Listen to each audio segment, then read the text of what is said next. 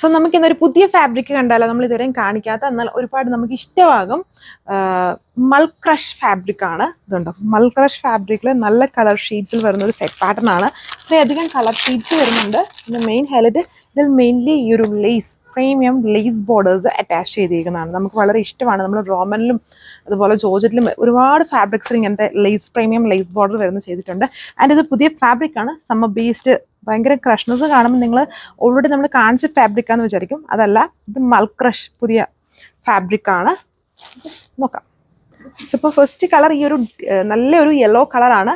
ഇത് അതിൻ്റെ ദാമൻ ബോർഡർ ആണ് കൊടുത്തിരിക്കുന്നത്. ഈ ദാമൻ ബോർഡർ വേണ്ടാത്തവർക്ക് സ്ലീവ്സിൽ എങ്ങനെ വേണം അതിനെ സെറ്റ് ചെയ്യാം. ഇതുണ്ടോ, ഒരു സെമി സ്റ്റിച്ച്ഡ് ഫോമിൽ അതിൻ്റെ നെക്ക് പാറ്റേൺ ഓൾറെഡി നമ്മൾ ചെയ്തിട്ടുണ്ട്. അതും ആ ലേസ് ബോർഡർ അറ്റാച്ച് ചെയ്തിട്ടാണ്.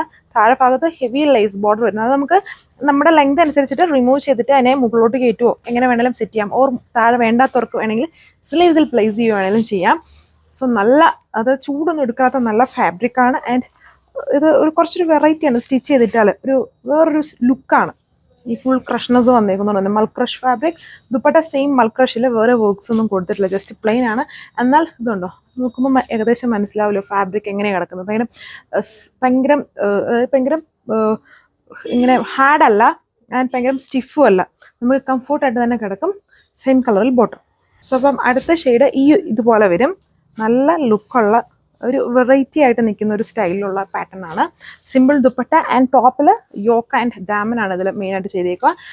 ഇത് നമുക്ക് ഉണ്ടോ, ദുപ്പട്ട ഉണ്ടോ, വളരെ ലൈറ്റ് വെയ്റ്റ് ആൻഡ് നല്ല കംഫോർട്ട് വേറെ ആയിട്ട് നമുക്ക് യൂസ് ചെയ്യാൻ പറ്റും. ദുപ്പട്ട താഴെ ഭാഗത്ത് ടാസിൽസ് ഉണ്ട്. ഇതാണ് ലുക്ക് വന്നേക്കുക. ഇതെല്ലാം അടുത്ത കളർ, എല്ലാം നല്ല കളർ ഷെയ്ഡ്സ് ആണ്. ബ്യൂട്ടിഫുൾ ഫാബ്രിക് ആണ്. സമ്മർ സ്പെഷ്യലായിട്ട് യൂസ് ചെയ്യാം. ആൻഡ് ഫങ്ഷൻ വെയർ ആയിട്ടും ഒരു ഡിഫറെൻ്റ് ആയിട്ടുള്ള ലുക്കാണ്. ഇങ്ങനത്തെ ഓരോരോ ഡിഫറെൻറ്റ് ഫാബ്രിക്സ് ട്രൈ ചെയ്യേണ്ടവർ ഉറപ്പായിട്ടും ചെയ്യുക.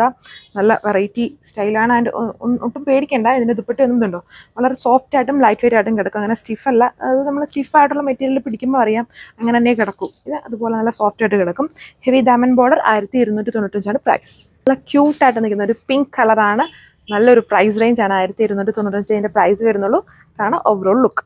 ഒരു സ്റ്റൈലിഷ് ആയിട്ട് നിൽക്കുന്ന ഒരു ഓഫ് വൈറ്റ് കളറാണ് ഇത് വരുന്നത്. നമ്മൾ വേണമെങ്കിൽ സ്റ്റിച്ച് ചെയ്യുമ്പം ഡാമനെ മുകളിലോട്ട് കയറ്റിയിട്ട് വേണമെങ്കിൽ ഒരു അഡീഷണൽ ചെറിയൊരു ലേസ് ബോർഡറും കൂടെ സ്ലീവ്സിനും ഒക്കെ കൊടുത്താണെങ്കിൽ വീണ്ടും ഒരു പൊളി ലുക്കായിരിക്കും. പിന്നെ കുറച്ച് റേറ്റ് മിനിമലൈസ് ചെയ്യാനാണ് ഇത്രയും നമ്മൾ ചെയ്തേക്കുന്നത്.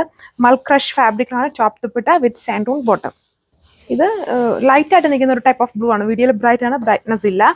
ആൻഡ് മറന്നുപോയി, ഫ്രണ്ടിലും ബാക്കിലും ആ ഹെവി ഡാമൻ ലേസ് ബോർഡർ ആണ് അതിൽ കൊടുത്തേക്കുന്നത്. ഞാൻ ഫ്രണ്ട് മാത്രമേ കാണിച്ചിട്ടുണ്ടായിരുന്നുള്ളൂ. എല്ലാത്തിലും ഫ്രണ്ടിലും ബാക്കിലും ഒരുപോലെ ആ ലേസ് ബോർഡർ അറ്റാച്ച് ചെയ്തിട്ടുണ്ട്. ഇതാണ് ദുപ്പട്ട. പ്ലെയിൻ ആയിട്ട് വരുന്നു. മൾ ക്രഷ് ആണ്. ഇത്രയും കളർ ഷെയ്ഡ്സ്. Thank you.